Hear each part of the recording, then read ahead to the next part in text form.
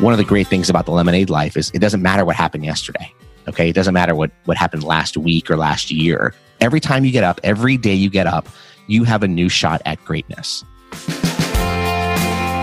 Brothers and sisters, welcome back to another episode of Work, Life, Play, where we are on a hunt to find sustainable rhythms, to lean into and learn the art of living. How do we live in such a way that we can keep going? And how do we pursue work that we love, meaning and purpose, connections relationally, connections to the world around us and our communities? And how do we show up in such a way where we're actually operating out of a whole heart? None of it's easy, but one by one, I bring guests and curate experiences here for you that I hope I'm just over time, just convincing you one conversation at a time, one dialogue at a time, that this is entirely possible and you can do it. We can do this. And we're on the trail together. One of our guides today that I've invited in is Zack Friedman. He wrote a book called The Lemonade Life. And we talk about the courage to pivot. We talk about the chasm of can't, daring disruptors. We talk about how we spend like 70,000 hours at work in our career life. So it better be good. You better love what you do. We talk about what drives people, what makes us happy. We talk about how to actually have a switches in our life that we can pull, we can manage in a way that are influencing our ability to live on purpose and make our highest value contribution. I know you're going to really enjoy Zack's book. I've been listening to it on audio and been really enjoying it.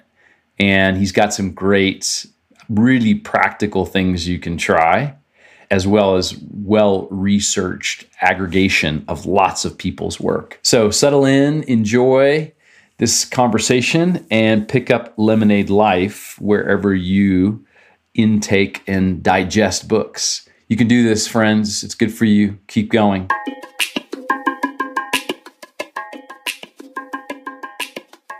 I just spent the last hour with you while you narrated your book and was really compelled to, ask. I guess my first question is, I was really curious about in chapter 2, you were talking about, I would call them like the naysayers, the folks that say stuck in the rut and they just keep living the lemon life. They have the same job. They have, they talk about their house in the Hamptons. You had some really good phrasing on it. So tell us about those folks and how that translates for you as the offer for life that you have in Lemonade Life of what the alternative would be for them. Absolutely. It's great to be here, Aaron. And so in my book, The Lemonade Life, there's really two types of life that you can live, so to speak. There's the lemon life, where about 99% of people in the world unfortunately live, whether they realize it or not. And then there's this better life that's called the lemonade life. And what you're referring to are the folks who are stuck in the lemon life. And those are, people who are really settling for less than their best self. They're leading a life of, settling, pretending, chasing, and they really can never live up to their full potential. And so the folks that we meet in the lemon life, there are 3 of them. And the most prominent are folks who are called eternal excusers. These are folks who, you've all met them before, right? They're folks who are just complaining about everything, right? There's always an excuse. Oh, I'm too old. I don't have enough money. I can never do that. You'll never succeed at this business. You'll never start a podcast. You can't get any listeners. It's never going to work. And they're just always kind of making these excuses. And they live in this artificial fence that they've constructed for their lives. And it's the reason they can never succeed. And so those are the eternal excusers. You've seen them before. Your parents, your aunt, your uncle, your friends. It's the naysayers in life, right? Another group of folks you'll meet in the lemon life are people who are called steady settlers. And it's some of the folks that you just referred to, right? And these are kind of the folks who follow the straight arrow, live in the suburbs, have 2.5 kids. They have the same job but they don't like it, but they just kind of do it for appearances. And we've all met people like this before. It could be at a backyard barbecue or a school function or even in your social circles. And they're people who keep up with the Joneses. So they're always kind of chasing other people. They live a life of dependence rather than independence. And so we've all met steady settlers before. And then the third group of people who live the lemon life are called change chasers. And these are kind of like your crazy uncle who's going on to the next best investment idea, trying to make a quick buck. And they're kind of fake entrepreneurs, right? What were they? What was the change phrasing? Change chasers. Chasers. There we go. Yeah, they're chasing, right? Because the lemon life is built on pretending and settling and chasing. And so, it's like the digital currency. They don't know anything about digital currency, but suddenly they're just buying up digital currency. And then if that doesn't work out, they've kind of left that because they don't want to actually do the work to make money or build a business. And then they jump to the next opportunity, the next opportunity, the next opportunity. And it's not just in business. We see people like this who jump from friend to friend to friend, or relationship to relationship to relationship. And these are the people who kind of stuck living the lemon life. There are more people who live the lemon life, but these are three very popular folks that you meet. So those are some of the folks that you meet early on in the book, The Lemonade Life. Yeah, that's great. So Zach, so rewind for me. Why do you care about this lemonade versus lemon life? Why does it matter to you? It's one of the most important things in my life, is really helping people to discover what's their life purpose, why we lead our life. I'm fundamentally interested in the human condition, the human spirit, the human mind, and understanding what makes people tick, what drives them. I originally wrote this book for several reasons. One, I was really fascinated on what really drives success. And I know we're all taught this, definition really early on. And it's like, you go to school, you get good grades, you get a good job, you work hard, then you retire. And that's kind of the traditional model that we all live. But that there's got to be more than that, because it doesn't make sense that that's the life we get to live. And there's no really, different paths that you can take. Because, it really kind of negates, like, where do you find, when do you have time for happiness, right? I mean, you might have these milestones in your life. You get married, you have a child, you have other relationships, you have friends, but it seems like we're kind of having this life of deferred happiness where we don't get it until we retire, but then we're already, at a certain age where a lot of life has passed by. And that doesn't really sit well with me. And so I started studying these leaders and finding out what really drives success. And I started to look at leaders in business and politics and sports and other facets. And what I found were like these 5 common characteristics, right? These 5 behaviors, these switches, as I call them in the book. And these are 5 internal switches that I saw across all of these great people who had accomplished so much in life. And what I found is that all of these switches actually live inside all of us. And the book is set up to kind of explore how do we all embrace these switches, because they're literally inside all of us. And these switches are like behavioral characteristics. And so I came up with this concept, the lemonade life. And so unlike the lemon life, which is about settling and pretending and chasing, the lemonade life is leading life on your terms through purpose and possibility. And purpose is the underlying reason why you do what you do every single day. It's the reason you get up. It's the reason you want to accomplish things. It's the why in your life. And possibility is endless opportunity. And when you connect purpose and possibility in your life and you do it through action, that's when you get to lead the lemonade life. And so that's what it's all about for me. I'm in. I'm a convert. So what I find is I love the message and the offer and the invitation and the framing and the language you're using in it. And I'd love to understand, there's a book, The Second Mountain, David Brooks. You ever read that? I have not. Yeah. He's a New York Times columnist. What I love about it is that he talks about most people spend most of their life pursuing a first mountain, which is the conquest careers. Now, I wouldn't necessarily frame them as lemonade people, but what he talks about is that for those of us that discover a more purpose-based, and in your case, possibility equals action based framing, they've usually encountered some sort of a valley, whether that's because they were knocked off the first mountain, got to the top of it, decided it wasn't that great, or just found themselves some life circumstances in a valley to then re-envision what a second mountain would be more purposeful and meaningful. So just curious, what setbacks have you experienced that helped you make these conclusions? That's a great question, and that's a great metaphor as well. I'm an entrepreneur. I'm a CEO of a personal finance company called Make Lemonade, similar title to the Lemonade Life. Yeah. And so, I think anyone who's been an entrepreneur, and I talk about this in the Lemonade Life, has been told no. I mean, no all the time. And when I was starting my business, all I heard was no. I mean, people would tell me, how can you start this business? It's been done before. You'll never raise capital. How are you going to acquire customers? Do you know how expensive the cost of acquisition is? How are you actually going to build this? Like, should you be giving up what you're doing? And you just hear no constantly. And it goes back to the people in the lemon life, right? It's eternal excusers. And a lot of time people will project their own insecurities onto you, right? It may be people who are afraid to do the exact things they're telling you not to do. Sometimes it comes out of love. Sometimes it comes out of just not being sure of yourself. And if you're an entrepreneur, you are used to being told no all the time. It's okay to listen to feedback, right? You definitely want to take constructive feedback, and how do you decide what's constructive? That's really up to you. It's a subjective exercise.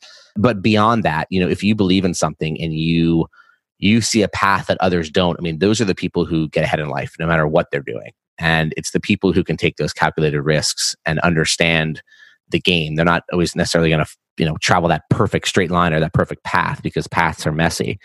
But I think that's really is a test of character. And how can you kind of find the passageway that others are not seeing, and not being able to listen to the naysayers, when warranted.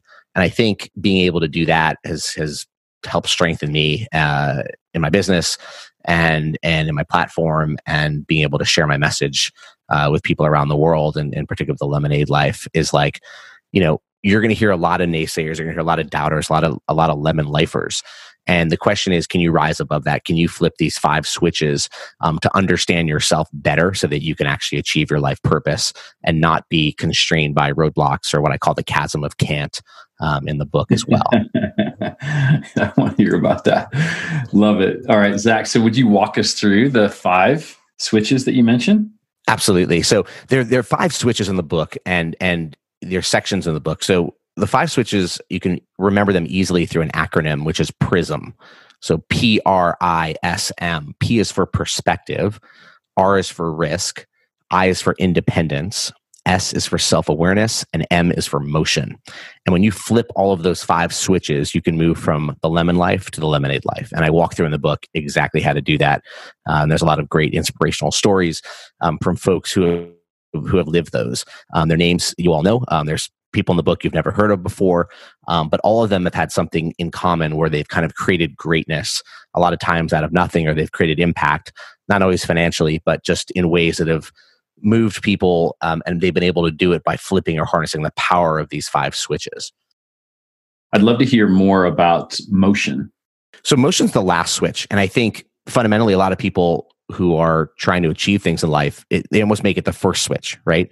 Motion is all about doing the work. It's about the hustle. It's about the grind. It's about, getting your hands dirty.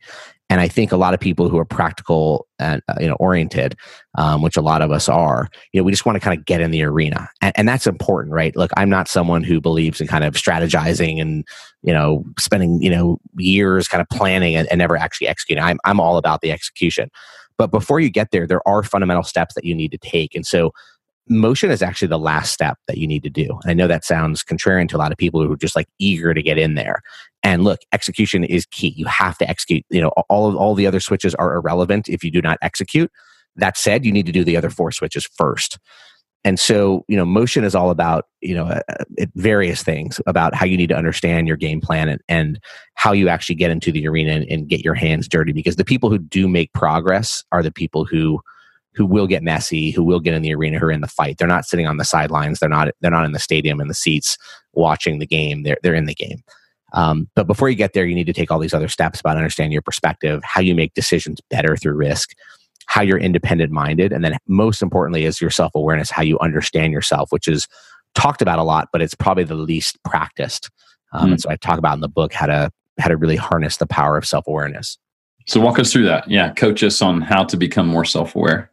Self-awareness has many facets, but I think a first step for anyone to really do, and it's really the hardest because a lot of people find it corny or they think they don't need to do it. But if you ask, you or ask anyone listening right now if they really understand themselves, a lot of people are kind of afraid to understand themselves, right? They're afraid they may be a failure in a certain aspect. They may be weak. They may not like certain elements of their personality. And so they kind of shun away from it, right? It's like that doctor's appointment you don't want to go to, that surgery you don't want to have, that chore activity you're just kind of avoiding. And so you actually have to do the opposite. You actually have to kind of dive in and spend time to understand yourself. So that can be done, as easy as half an hour of your time. You could spend obviously longer. You can spend days on it, but really just sitting down. You can sit down by yourself, take out a piece of paper. You can do it on your phone, do it on your computer, and just really understand. Very simply, start with your strengths and your weaknesses. And that sounds very obvious and basic, but very few people have actually sat down on a piece of paper and actually written down their strengths and weaknesses. I'm sure everyone's, very easy can tell you how good they are at everything. But it takes, the people who can really say, this is what I'm not good at. I am not good at this. It's very powerful to actually say that I am not good at this. And what are you not good at? I am not an engineer, for example. So, that's not where my mind is. I'm not a computer programmer, but I run a fintech company. So, I have team members who try to do that. I don't spend time trying to say, how can I be a better engineer? When you understand kind of what you're not good at, a skill set, right? If you can find a way to complement that, not through yourself. I don't think people should try to be great at everything. So it doesn't mean like, hey, I'm good at this and I'm terrible at this, so I need to prop up all my weaknesses. I don't believe in that. Certainly you need like basic skills, of course, in getting through life. But like, don't spend all your time and effort, because your time, effort, and energy is limited. You have to really focus on building up your strengths. If you're a business owner, this is in your personal life, either find people who can help complement your weaknesses. So if you're starting a business, for example, maybe it's a partner, maybe it's outsourcing, maybe it's hiring people if you can afford it. But don't spend time in life trying to prop up every single weakness. You cannot be superhuman.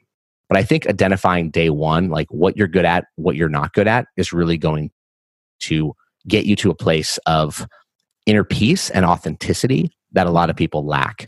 And it's also like, it's like when having conversations too, like don't try to be an expert at everything, right? I know people try to do that. If you're not good at something fundamentally, like just say it, like, I'm not good at this. And people will respect you so much more when you can admit that. Right. Yeah. I don't know. Yeah. Here's what I don't know. Here's what I'm not good at. Correct. Here's what I am great at. Here's my strength. That's really good. And I think that you miss a lot of things in life if you're not listening, right? The people who can listen more. And I've seen this with CEOs just coming up in my career. People have been successful. There's CEOs who listen to everybody, which is very far and few between. And there's CEOs who kind of tell you the way it's supposed to be. Yes. And I think it's that first bucket. Those are the people who are most successful. And I've always tried to listen to other people and get perspectives. Because I think anyone can have a great perspective. Anyone can have a great idea. And when you kind of embrace life that way, man, I think it just changes things for you a lot. Versus the people just kind of, well, I already know everything, so I don't really need to hear what you have to say. And I think those people just miss out on life a lot. And so it really starts with self-awareness. I walk through a number of exercises you can do in the book to be more self-aware about yourself, personally or professionally. But I think it's so fundamentally important and it's overlooked. I think the people who are more self-aware become more authentic, more believable, more connectable. And those are the people that get ahead in life. And Zach, tell me more too about, was there a moment in time, in terms of chronologically, when the light bulbs started to come on for you as you started to see these patterns and these switches? Has this been a multi-year process? Was this a single event where you got a eureka moment?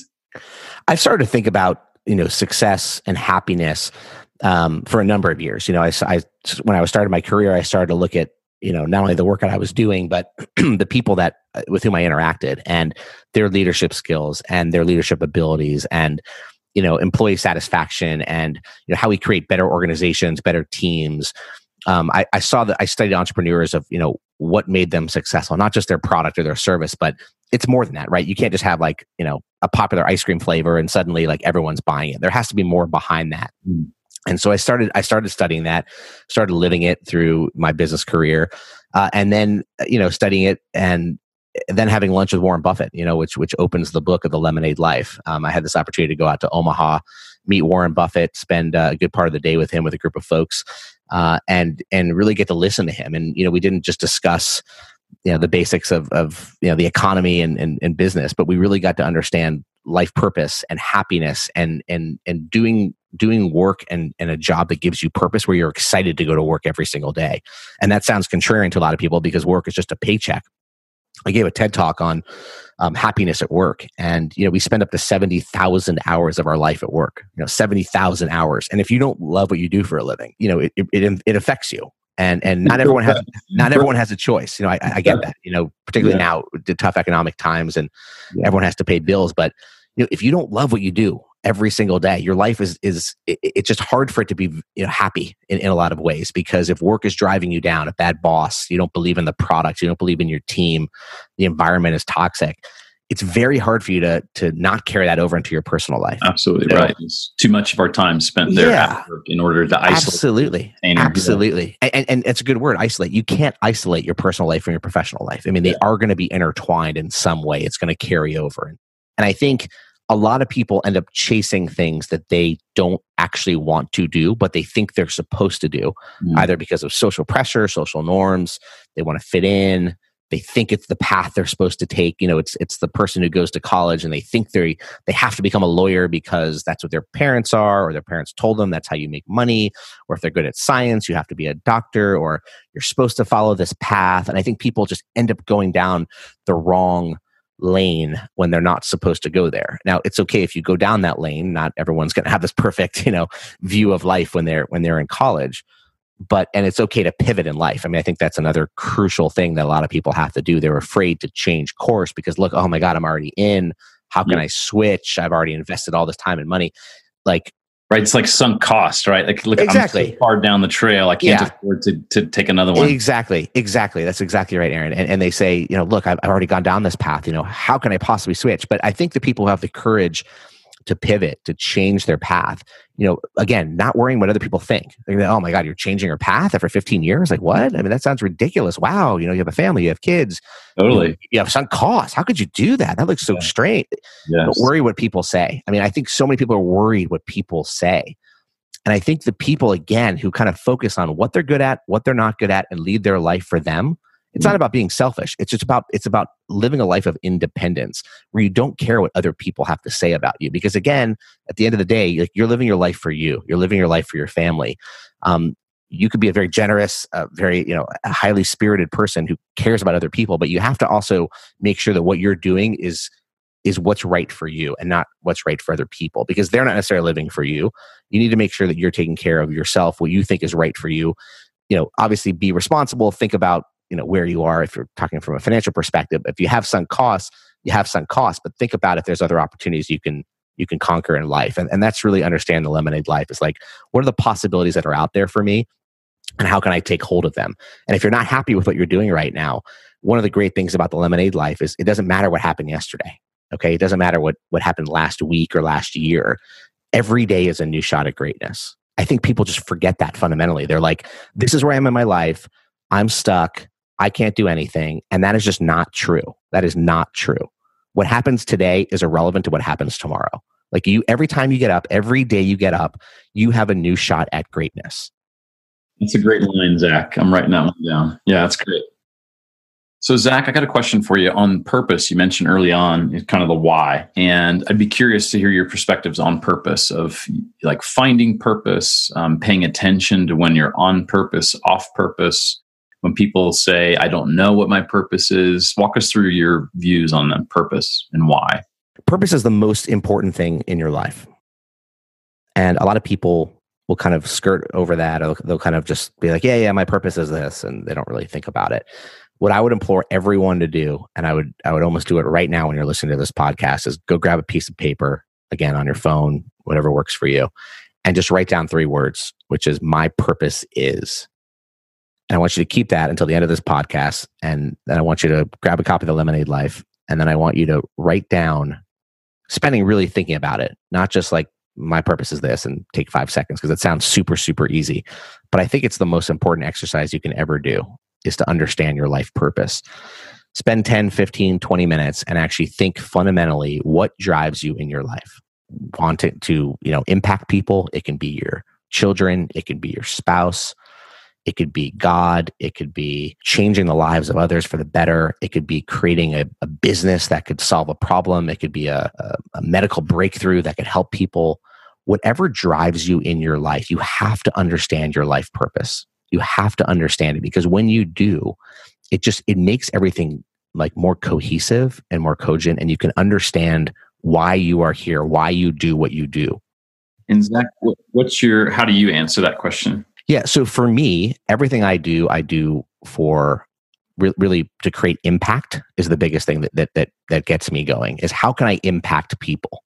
That gives me great joy in life. It's like, how can I share what I've learned and help other people to achieve what they want to achieve? How can I create impact for people, to the way they think, the way they experience life, and I do it for my family. So that the idea of my family and creating impact and helping other people is something that I consider to be my life purpose. And so if I can create impact in the life of someone in the way that their career can change, the way they think about life, how they can have more happiness in their life, how they can be inspired, how they can create a new venture and become an entrepreneur, excel in their current job. I mean, just ways that I can touch people's lives and make it better. That's what drives me. When you know why you're here and what you're trying to accomplish, it's very powerful. And I think it helps provide more direction for people in life, not just like life is happening to you, right? It's like you're taking control of what you want to achieve because you understand what your purpose is. It helps you focus better. Yeah. Why am I here? So I'm curious what you think. What's your perspective on that being evolutionary in different seasons of our life that might change, that might adapt over time as we age or find ourselves in new circumstances? What's your view on that, especially as much as you've studied other successful people? That's an excellent question, Aaron. And so your purpose can absolutely change over time. You don't have to keep the same purpose that you have at age 20, age 30 and age 50 may be different. And that's okay.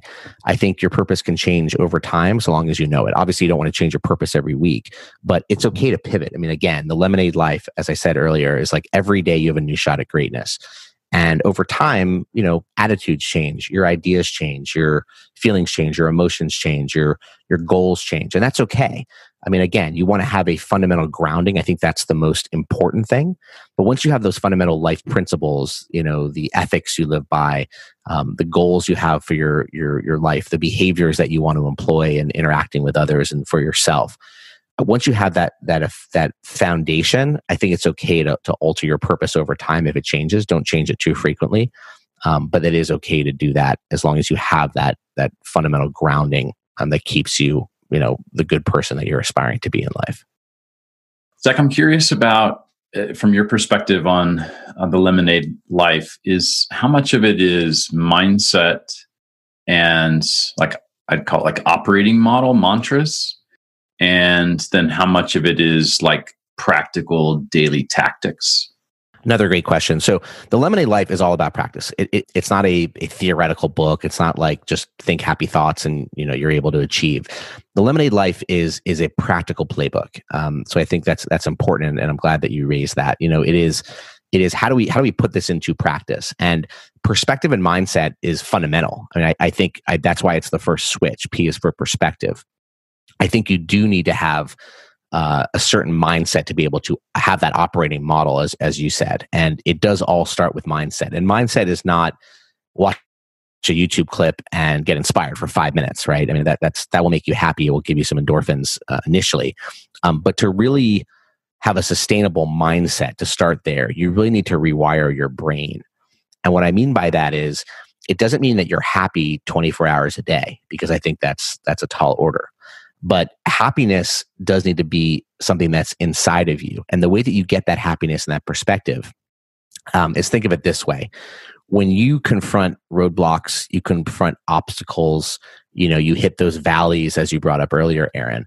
The question is, how do you approach those? And a lot of people get frustrated. They throw in the towel. They get upset.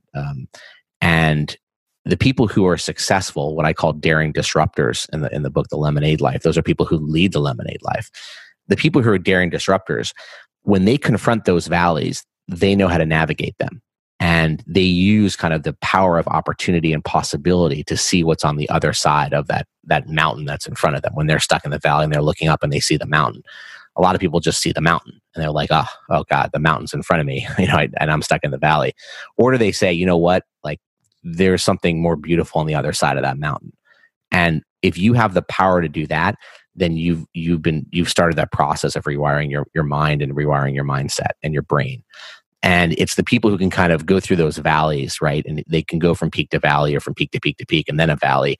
And they're able to kind of come out better on the other side. And that's having the mindset of believing in the power of possibility and opportunity, that they know how to confront those. And I think it sounds simple, but it's a skill that takes time to acquire. And I think once you've done that, once you know how to confront the tough challenges and roadblocks in life, that's how you've really changed your perspective. And so So there are these fundamental principles of mindset and belief, but the whole book is really about practice. It's all practical things that you can start doing today to make your life better, to make your business better, your relationships better, how you think about the world.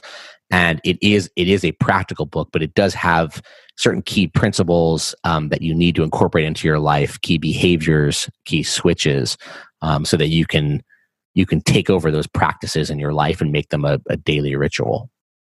And Zack, what would be for listeners? You mentioned a couple tips they could do, buy the book, sit down and look at these 3 words, my purpose is.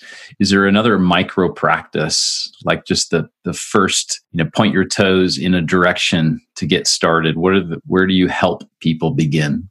There are many exercises. I'll give you one that's in the book, and it's in the self-awareness part of the book. Many people have heard of a SWOT analysis, SWOT. And essentially, it's done for businesses. It looks at SWOT. So S is for strengths, W for weakness, O for opportunities, T for threats.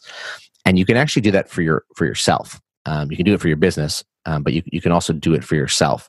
And so we talked about strengths and weaknesses, right? What am I good at? What am I not good at? But you can also bring in the O and the T. So the O being opportunities. What are the opportunities that I have in front of me? They can be personal opportunities. They can be in your business, where places that I can win in life. Think of it that way, or win in my business. And T are the threats, right? If you're talking about a business, what are my competitors? What are the competitive dynamics in the industry, or in your personal life? What are the roadblocks that are standing in front of you? And once you have kind of that quadrant, so to speak, of SWOT, strengths, weaknesses, opportunities, and threats, you can start to connect the strengths and opportunities, right? Because you can bring those together. So what am I good at? And what are the opportunities in front of me? So again, not like, hey, I'm not good at being, growing up earlier, like, hey, I'm not good at being an engineer. So how can I look for like a business of engineering? Because maybe I should get better at that. And there's like a big opportunity there. Like, if that's not your thing, like don't go do it. I think some people try to pretend, right? Some people are like, I'm supposed to like invest in digital currencies right now because those are really hot and I read about it. And then I'm just going to go do it because people seem to be making money in it, but they don't fundamentally understand it. And so I would just remind everybody that there are opportunities to make money or to be successful in like any career. Literally, like you can work in anything. You don't have to just go to the flashy things on Wall Street or Silicon Valley. You can start a business in your backyard and be successful, even if you live in a small town. I think that's like a fundamental principle people never talk about. You don't have to like chase something. Like understand what you're good at and connect the strengths to the opportunities. Not like what's the hot sector. Like, right, that would be like, I'm not necessarily good at this, but I'll just do it anyway because it's a hot opportunity. Most likely you will fail. Maybe some people get lucky and they're able to do it without understanding it. That's fine. But focus on your strengths, connect those to the opportunities. Understand the threats. I mean, that's definitely important. Obviously, in life, you need to understand if things are coming at you, particularly if you're a business owner or you're an entrepreneur, you need to understand the dynamics. But more people should be focusing on their strengths and opportunities than weaknesses and threats. Still be mindful of the threats because it's important for competitive dynamics. But start with the strengths and opportunities and connecting those two together, because I think that's an easy exercise people can do and it will pay off a lot of dividends. Yeah, it's great. So Zack, while you've been talking, I've been kind of creating my little notes page here. And what I love about your message is this opener in your TED Talk of we've spent 70,000 hours at work That's right. Yeah. Better love what you do. And most people find a way to settle, to chase, or pretend as those that live the lemon life. And what you're offering as an alternative to that is a practical playbook where every day is a new shot at greatness while we develop the courage to pivot, becoming daring disruptors, and learn to leverage this path to possibility and purpose to experience success and happiness while pulling 5 switches of perspectives: risk, independence, self-awareness, and motion. I get it right? You did. That's excellent. Sweet, man. Cool. So where do we find all things Zack Friedman? So The Lemonade Life, which has been a bestseller, I'm very grateful to all readers around the world, is available everywhere. You can find it on Amazon, Barnes & Noble, Walmart, Target, all your local bookstores, anywhere else online where you buy books. The audiobook, which I narrate as well, is available everywhere: Audible, Apple, Google. You can also find out more about the book on lemonadelifebook.com. You can find my personal website, which is zackfriedman.com, ZackFriedman. My business, Make Lemonade, is at makelemonade.co. It's a personal finance business.